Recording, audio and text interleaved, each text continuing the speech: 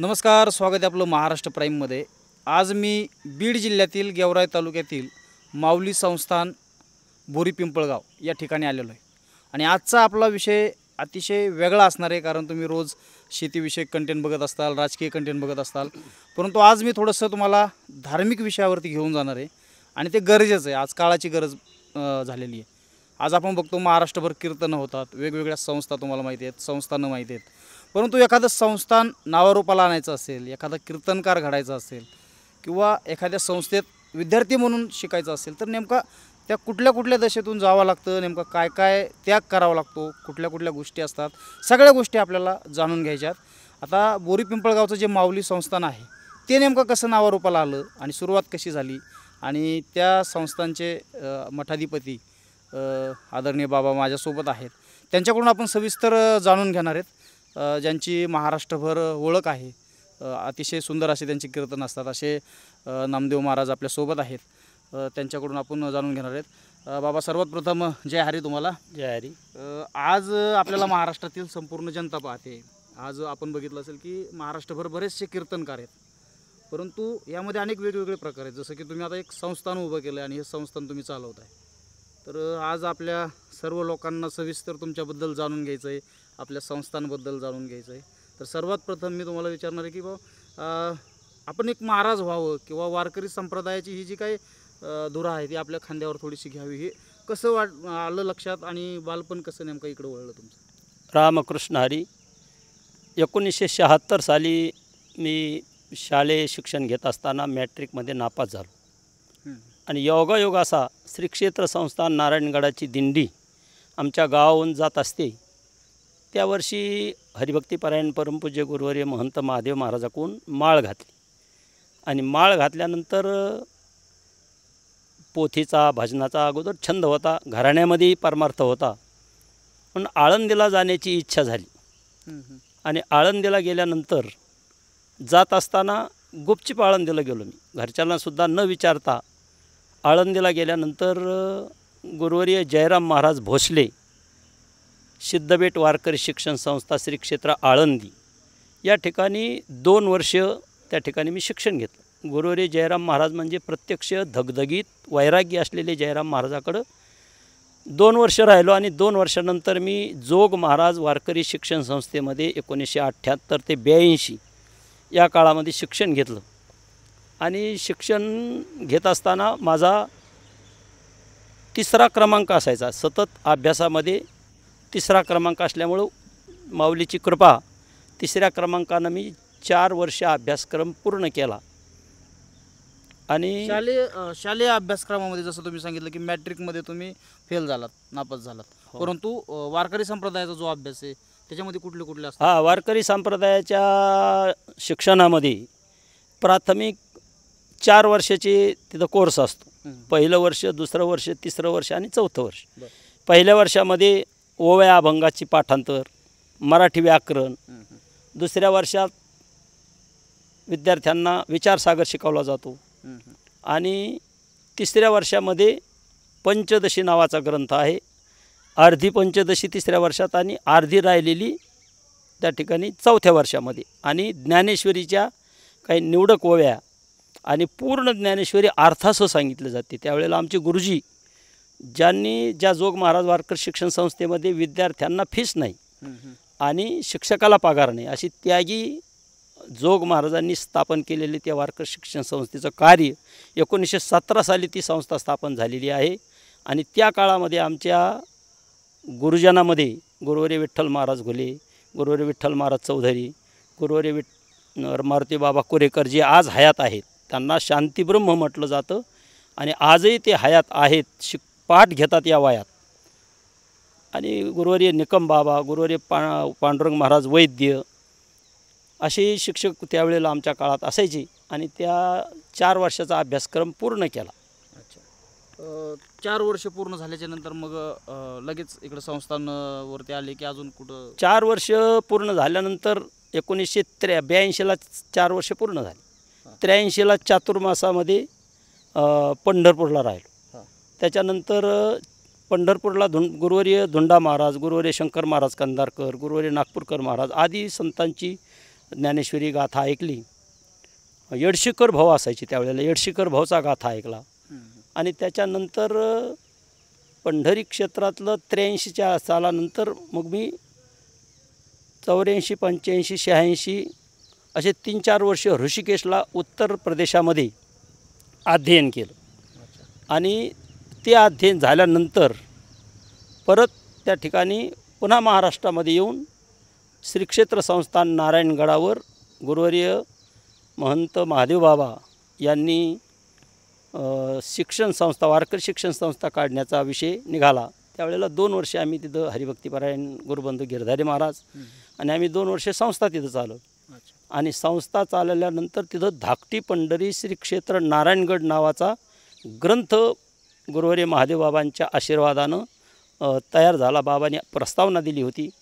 त्यानंतर गुरुवर्य विठ्ठल महाराज घोले यांनीही त्या ग्रंथाला प्रस्तावना दिलेली. आजही तो ग्रंथ उपलब्ध आहे.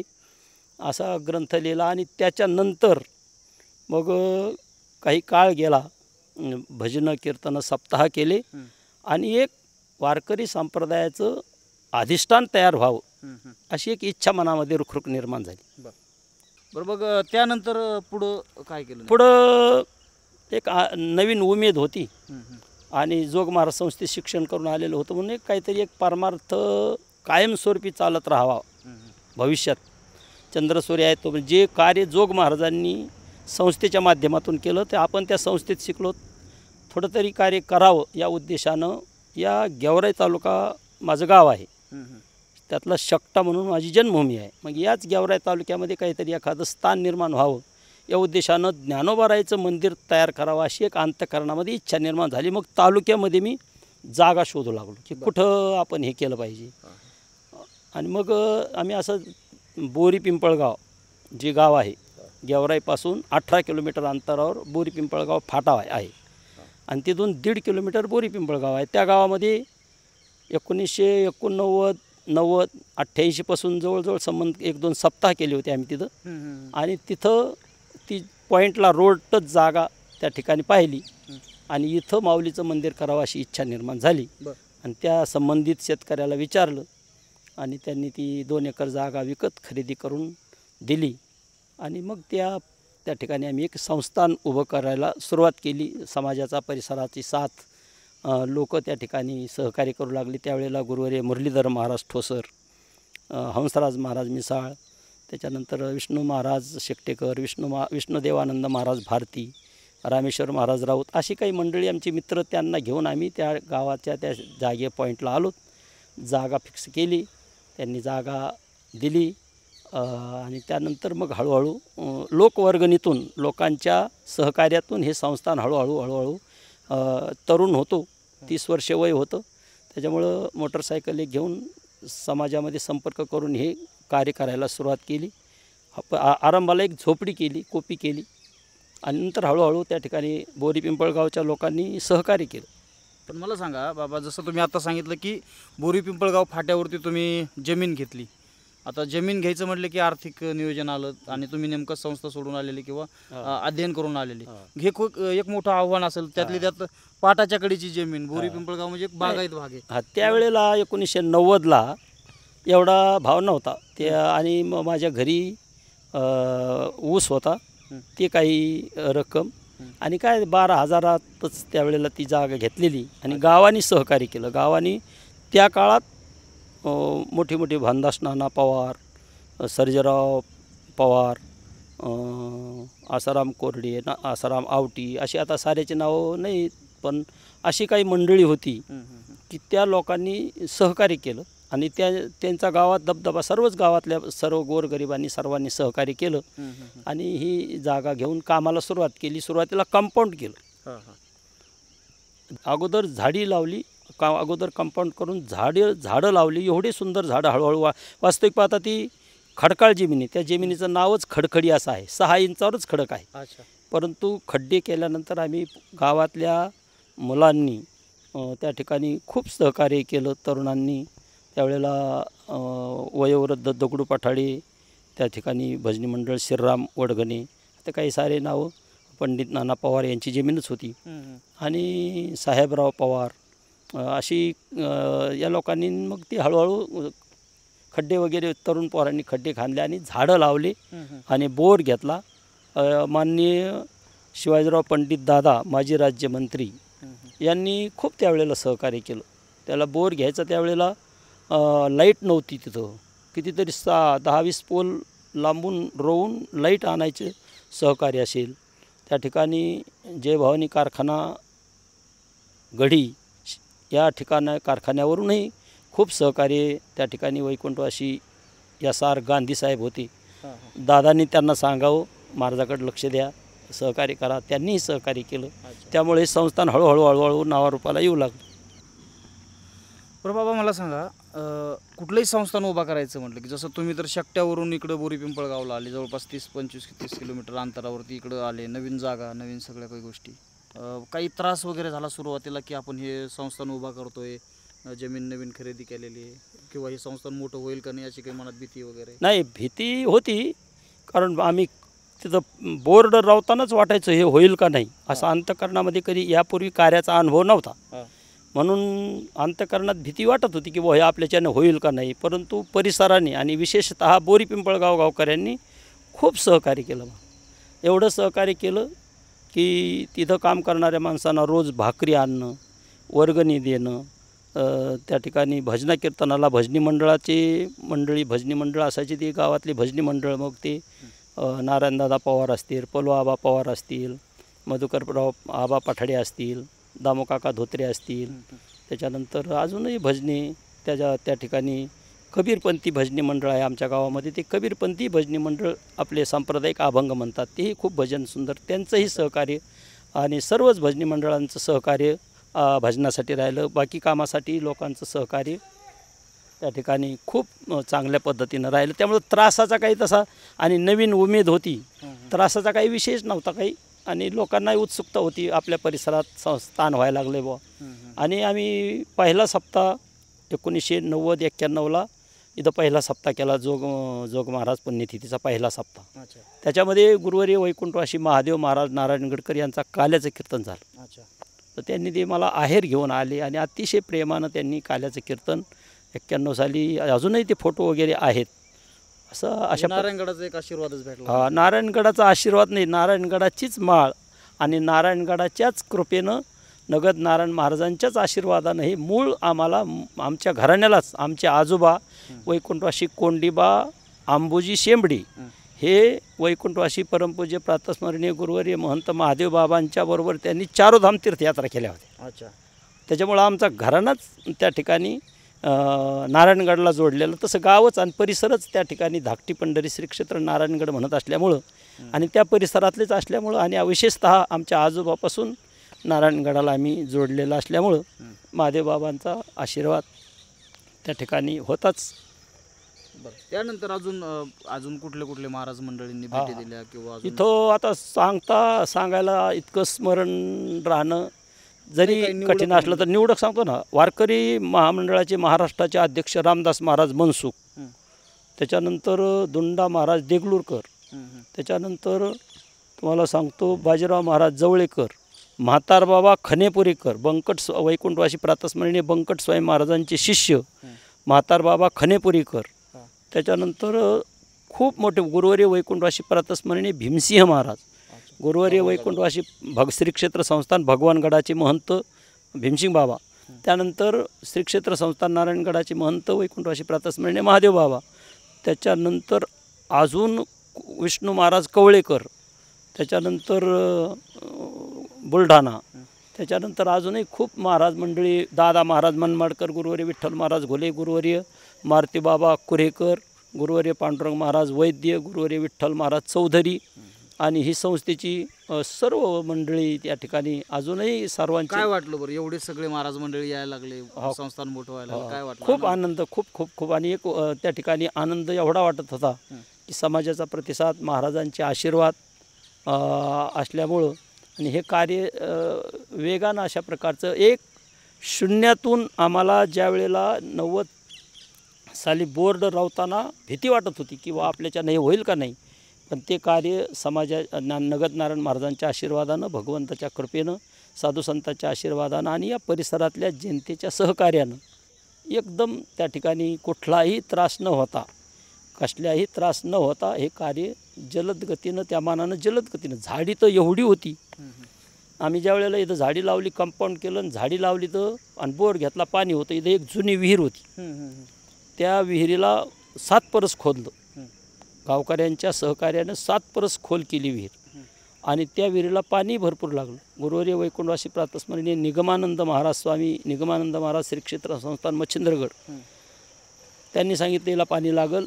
त्याला खूप पाणी लागलं आणि झाडी एवढी वाढली, एवढी दाट झाडी झाली, मंदिराचा पत्ता नाही. कंपाऊंड आणि मंदिर नव्हतं, नुसती झाडी कंपाऊंड आणि कोपऱ्यात संडास बाथरूम. त्यावेळेला संडासचं एवढं महत्त्व वाटत नव्हतं, शासनही एवढी असं सांगत नव्हतं, पण आम्ही संडास, कारण हा परिसर सपाटीचा आहे म्हणून इथं संडास महत्त्वाचं. आणि इंडिया बँक उमापूरचे साहेब फिरायला लोक यायचे, त्याच्यात ते एक दिवस फिरायला आले आणि ते म्हणले महाराज आता इथं देव येण्यासारखं वातावरण झालं, आता देवाला आणायला हरकत नाही, असं बोलले होते ते इंडिया बँकेचे साहेब.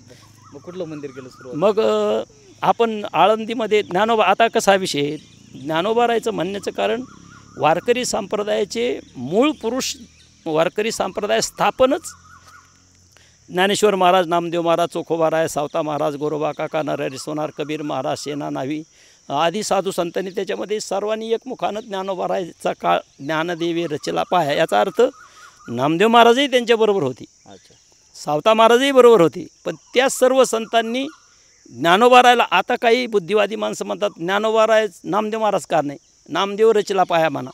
नामदेव म्हटलं काय, ज्ञानोबा, वारकरी संप्रदायामध्ये भेद नाही.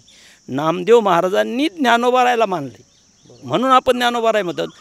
ज्ञानोबा रायनी जर ज्ञानोबा रायचं एवढं उदात्त अंतकरण, त्या काळात ब्राह्मण समाजामध्ये जन्माला आलेले ज्ञानोबा राय, पण कीर्तनाला पहिलं वारकरी संप्रदायाचं कीर्तन करताना, कीर्तन जर कोणाला दिलं असेल पंढरीच्या वाळवंटामध्ये जेव्हा तुफान समाज जमला, कीर्तन कोणी करायचं तर ज्ञानेश्वर महाराजांनी बहुजन समाजाच्या संत श्रेष्ठ प्रेममूर्ती नामदेव महाराजांना कीर्तनाला उभं केलं.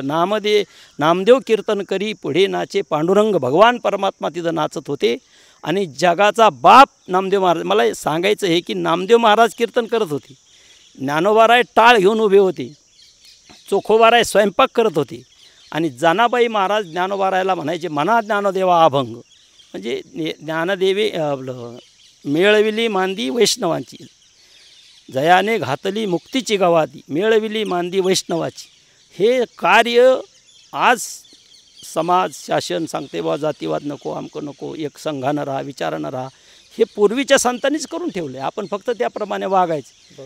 ज्ञानोबारायनं नामदेव महाराजाला कीर्तन करायला, जनाबाईनं म्हटले जनी म्हणे ज्ञानदेवा बोला अभंग, आणि जनाबाईनं सांगितलं ज्ञानदेवा अभंग म्हणा, आणि ज्ञानेश्वर महाराजांनी अभंग बोलले की अभंग म्हणता रंग कीर्तनी भरला, कीर्तनात रंग भरला. आमचे गुरुवर्य विठ्ठल महाराज घुले म्हणायची, ज्या अर्थी जनाबाईनं ज्ञानोबारायला अभंग म्हणायला सांगितला त्या अर्थी ज्ञानेश्वर महाराज गायक असले पाहिजे, असे विनोदांनी म्हणायचे. तेव्हा म्हणजे असं पंढरीच्या वाळवंटामध्ये या सर्व संतांनी वारकरी संप्रदायाची मूर्त मिरवली आणि हे कार्य घराघरापर्यंत पोहोचावं, सर्व जगाचं कल्याण व्हावं या उद्देशानं या संतांनी हे सर्व केलं. म्हणून ज्ञानोबारायचं मंदिर, ज्ञानोबाराय का निवडली तुमचा जो प्रश्न आहे, की याचं कारण सर्व संतांनी एकमुखाने ज्ञानोबारायला, म्हणून आपण आळंदीत राहिलो, ज्ञानोबारायचं दारात शिक्षण घेतलं म्हणून ज्ञानेश्वर महाराजांची मूर्ती त्या काळात स्थापन केली. साधारणतः कोणतं? हां, तो 1993च्या आसपास, 93-94च्या काळात वैकुंठवासी गुरुवर्य स्वामी निगमानंद महाराज आणि हरिभक्तीपारायण परमपूज्य वैकुंठवासी प्रातस्मरणीय ज्ञानेश्वर माऊली चाकरवाडीकर यांचे खूप आशीर्वाद, खूप त्या चाकरवाडीकर माऊलीच्या हातानं आरंभाला जे 90 साली इथं भूमिपूजन झालं त्यावेळेला चाकरवाडीचे माऊली होते आणि राजकीय क्षेत्रातले माननीय लहूतात्या पंडित, माननीय शिवाजीराव दादा पंडित, माननीय विलासराव खरात आंबड, माननीय बाप्पासाहेब उर्फ माधवराव पवार गेवराईची, या सर्व मंडळींनी त्यावेळेला हजेरी लावली आणि सहकार्य केलं, खूप सहकार्य. त्यावेळेस सुरुवातीलाच मंदिर बांधलं होतं. हा, आरंभाला त्या भूमिपूजन झालं आणि भूमिपूजन झाल्यानंतर मंदिराची सुरुवात केली. पण भूमिपूजनाला चाकरवाडीची माऊली होती आणि त्यानंतर किती दिवसात झालं मंदिर पूर्ण? मग हळूहळू 4-2 वर्षात रेघारूपाला लागून. बाबा मला सांगा, जसं आता तुम्ही सांगितलं की माऊलीचं मंदिर उभं राहिलं, 2-4 वर्षात मंदिर उभं राहिलं, आज मी तिला नेमका इथं काय काय आहे नेमका? आणि आज कुठे कुठे मंदिर? आज इथं प्रतिवर्षी स्वानंद सुकनिवासी वैकुंठवासी सद्गुरू जोग महाराजांचा पुण्यतिथीचा उत्सव एक होतो.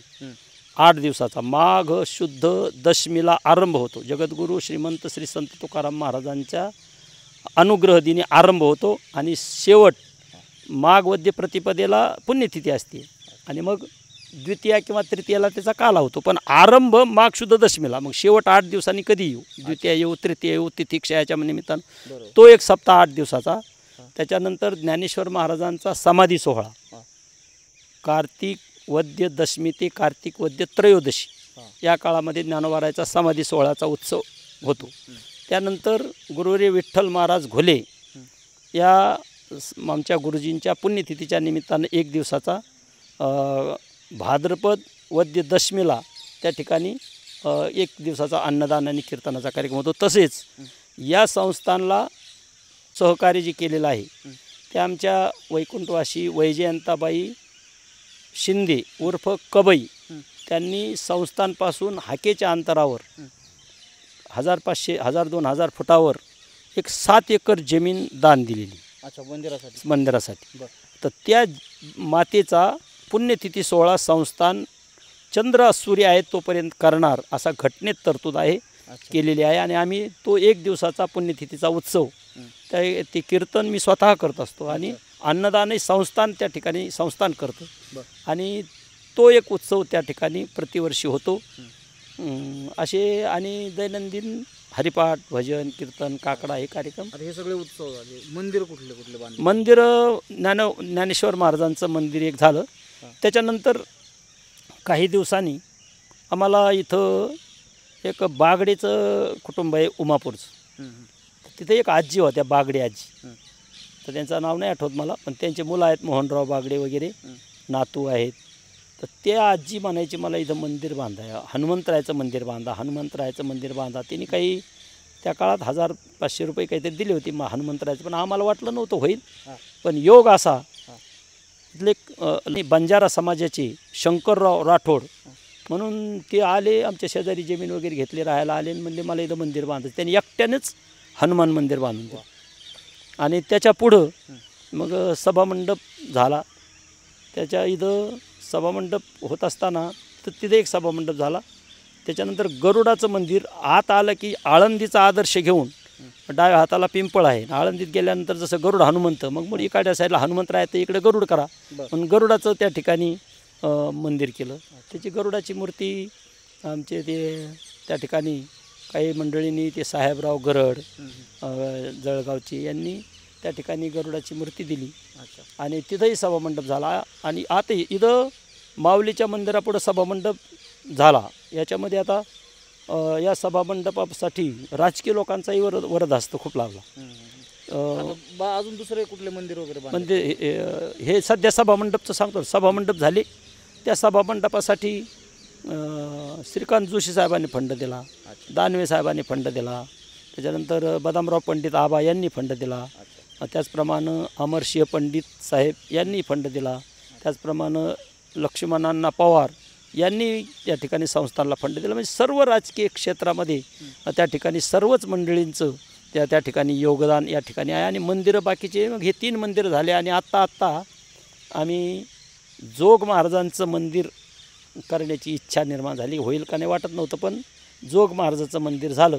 आणि ती जोग महाराजांची मूर्ती आमच्यापासून जवळच असलेले भाटांतरवाली गाव आहे, तिथले एक अत्यंत सात्विक पुण्याला राहणारे ग्रस्त आहेत नानासाहेब रामचंद्र सुपेकर यांनी व्हिएतनाम दगडाची 3 लाख रुपयाची मूर्ती त्यांनी स्वखर्चाने आणून दिली. त्या मूर्तीची स्थापना 9/5/2025ला ब्रह्मवृंदांच्या हातानं आणि श्री क्षेत्र संस्थान नारायणगडाचे महंत गुरुवारी हरिभक्तीपारायण प्रेममूर्ती शिवाजी महाराज आणि मच्छिंद्रगड संस्थानचे विद्यमान महंत हरिभक्तीपारायण परमपूज्य गुरुवर्य स्वामी जनार्दन महाराज आणि बाकीची मंडळी होती, मसाननाथ महाराज, चिंतेश्वर मंदिर, त्याचप्रमाणे हरी महाराज, त्याचप्रमाणे हरिभक्तीपरायण काकेश्वर संस्थानचे कानिपनाथ महाराज, त्याचप्रमाणे अशी गिरधारी महाराज शेळके, अशी सर्व मंडळी त्या ठिकाणी हजर होती. आज मी तिला बाबा मला सांगा, आता एवढं मोठं वैभव उभं राहिलं, एवढे मंदिर आहेत, सभामंडप, सगळं वैभव तयार झालं आहे. मला सांगा, हे इथं देवस्थान सुरू झाल्याच्या नंतर पंचक्रोशीमध्ये नेमका काय फायदा झाला आहे, नेमका आत्तापर्यंत किती मुलं शिकली आहेत आणि आज सध्या परिस्थितीला किती मुलं इथं शिकतात? आता कोरोनापर्यंत इथं मुलं होती, कोरोनापासून आता मुलं नाहीत, पण अगोदर या संस्थांच्या इथं संस्थांवर राहिलेले आमचे हरिभक्तीपरायण विष्णू महाराज, अंतरकर असतील, त्याच्यानंतर अशी बरेच काही विद्यार्थी इथं काही राहून, काही बोरी पिंपळगावची विद्यार्थी, काही भास्कर महाराज मोठे असतील, प्रशांत महाराज वडगणे असतील, त्याच्यानंतर सोपान महाराज वडगणे असतील, हे पैठणला, आळंदीला शिक्षण घेऊन हे आता आज कीर्तनकार आहेत. आणि परिसरातल्या लोकांचे, आमच्या बोरी पिंपळगावचे सुद्धा अनेक लोक व्यसनमुक्त झाले. अनेक लोकांनी त्या ठिकाणी व्यसनं सोडली, त्याचप्रमाणे ग्रंथाचं अध्ययन करायला लागले, एकमेकाशी प्रेमानं वागणं, अशा गोष्टीचा विशेष म्हणजे व्यसनं सुटली. तर हे परिसरातली गावं आहेत, तळणेवाडी असेल, धोंडरे असेल, भोसगाव असेल, गोंडगाव असेल, आमच्या शिवारातलं मुख्य गाव बोरी पिंपळगाव असेल, उमापूर असेल, मालेगाव असेल, आणि जिथं जिथं कार्यक्रम होतात, आपला संपर्क आहे, तिथं तिथं आपण विशेष गोष्ट व्यसनमुक्तीवर आणि राष्ट्रीय एकात्मतेच्या दृष्टीनं एकमेकाशी प्रेमानं राहणं, आपण मानव सारे एकच आहोत, या दृष्टीनं आपण समाजाचे संदेश आणि त्याचा फायदा काय झाला हा परिसराला विचारायला पाहिजे. खरं म्हणजे मी सांगण्यापेक्षा परिसराने सांगायला पाहिजे की ह्या संस्थांमुळं आम्हाला काय मिळालं. बाबा, मला शेवटचा प्रश्न विचारायचा आहे. आता बरेच वेळ झाला तुमच्यासोबत चर्चा केली, खूप छान वाटलं. सुरुवात केली तुम्ही त्यावेळेस तुम्हाला वाटत नव्हतं की असं होईल म्हणून, परंतु आज मी तिला काय वाटतं? आज मी तिला म्हणजे निवृत्ती मार्गाकडे आहे.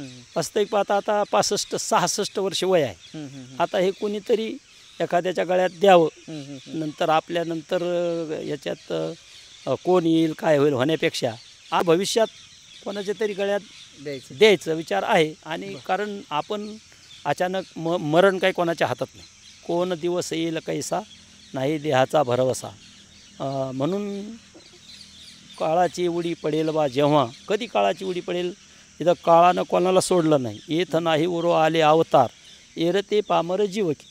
आता उत्तर म्हणजे आयुष्याचा चौथा टप्पा म्हणायचा, उतार वय आहे. आणि या वयामध्ये आपण कोणाच्या तरी आम्ही शोधात आहोत. देव नाहीतरी ज्ञानोबारायची इच्छा असेल त्याप्रमाणे होईल. आपल्यालाही काही असा दुराग्रहच नाही. बरोबर झालं ओघाओघात तर करण्याची इच्छा आणि आज समाधान वाटतं की बाबा. शेवटचा प्रश्न विचारतोय तुम्हाला, वारकरी संप्रदायामध्ये हे जे काही कार्य करतोय आपण, आज जर बघितलं की महाराष्ट्रभर आपण बघतोय की बरेचसे कीर्तनकार आहेत, बरेचसे संस्था चालक आहेत, संस्थेवरील लोक आहेत. असं बोललं जातं की बाबा ह्या मठाधिपती झाल्याच्या नंतर खूप आयुष्यारामाची जिंदगी असते, खूप मजा असते, गाडी सगळं इथं भेटतंय, परंतु शून्यापासून हे सुरू पूर्ण रंगारूपाला आणण्यापर्यंत खूप मोठा संघर्ष हे तुमच्यातून काय सांगाल याबद्दल? आपण आरंभाला मी इथं सायकलवर गेलो, बोरी पिंपळगावमध्ये जाताना सायकलवर गेलो, नंतर मोटरसायकल घेतली. आमचे धोमेगावचे शिवनाथ जांभळे होते, त्यांचे जावई होते कापरे साहेब, भोजंगराव कापरे.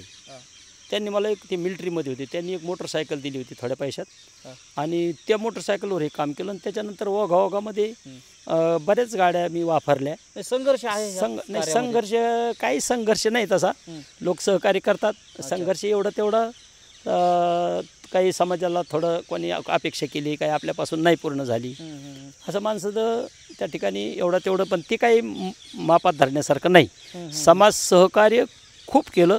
संघर्षाला काही असं जास्त तोंड देण्याची काही गरज आली नाही, पडली नाही. आणि एका अर्धाचं असतं त्याचं आपण काही एवढं मनावर घ्यायचं काही कारण नाही. इच्छेप्रमाणे हे काम पूर्ण ज्ञानोबारायच्या इच्छेने हे पूर्ण काम झालं सर. बाबा खूप खूप धन्यवाद. खरंच तुमच्यासोबत बोलून खूप छान वाटलं आणि आपलं संस्थान पाहूनही खूप छान वाटलं. तर मंडळी एखादा आपण साधू बघतो किंवा कीर्तनकार बघतो, एखादी मठाधिपती बघतो, सहज बोलणं सोपं आहे, आपण सहज म्हणतो किंवा आता बाबा जरी म्हटले असले की संघर्ष नव्हता, परंतु संपूर्ण मुलाखत ऐकल्याच्यानंतर आपल्या लक्षात येईल संघर्ष तो संस्थेत जाण्यापासूनच संघर्ष सुरू होतो. कारण एक त्याग असतो, आईवडिलांना सोडून जायचं आहे, नंतर पुन्हा विवाहित जीवन नाकारायचं आहे, ह्या सगळ्या गोष्टी करून कुठंतरी एका जागेवर संस्थान उभा करायचं आहे, हा खूप मोठा संघर्ष असतो आहे. आणि बाबांनी तो संघर्ष करून आज बोरी पिंपळगावचं हे जे काही सुंदर असं मंदिर आहे ते निर्माण केलेलं आहे आणि उभा केलेलं आहे. खरंच इथं आल्याच्यानंतर अतिशय मन असं प्रसन्न होतं. आपणही नक्की एक वेळेस भेट द्या. गेवराईपासून जवळच असलेलं हे माऊली संस्थान बोरी पिंपळगावचं संस्थान आहे, खूप सुंदर आहे. आणि बाबांसोबत जे काही गप्पा मारल्यात आपण, जी चर्चा केली, याबद्दल तुम्हाला काय वाटतंय कमेंट करून आम्हाला नक्की सांगा. आणि सध्या हिंदू धर्मातील महत्त्वाचे असलेले जे कीर्तनकार मंडळी आहेत किंवा मठाधिपती आहेत, एखादी संस्थान चालवणारी मंडळी आहेत, यांना जाणीवपूर्वक कुठंतरी काही लोक खोडसाळपणा करतात किंवा कुठले बाबा पैसे घेऊनच कीर्तन करतात, परंतु धर्मकार्य करायचं ते शिकवत आहेत, ती त्यांची जबाबदारी पूर्ण करत आहेत. आता रोजीराटीसाठी किंवा कुठंतरी प्रवास करण्यासाठी गाडी लागतेच, ह्या सगळ्या गोष्टी गौण आहेत, परंतु त्यांचं जे मुख्य कार्य आहे, जे ते ह्या प्रवाहामध्ये कशासाठी आलेत, धर्मप्रसार करणं, कीर्तन करणं, ज्ञानोबा तुकोबा लोकांपर्यंत पोहोचवणं, हे त्यांचं मुख्य कार्य आहे. आणि आपल्याकडून काय होतं की त्या मुख्य कार्याकडे दुर्लक्ष होतं आणि आपण नको त्या गोष्टी ध्यानात धरतो. त्यामुळे सगळ्यांना विनंती की हे जे कार्य आहे या कार्याला आपण सगळ्यांनी सपोर्ट केला पाहिजे. आणि बाबांचं जे काही आत्ताचं सगळं आपण ऐकलं ते तुम्हाला कसं वाटलं कमेंटमध्ये आम्हाला नक्की सांगा. आणि हा व्हिडिओ जास्तीत जास्त शेअर करा. धन्यवाद. रामकृष्ण हरी.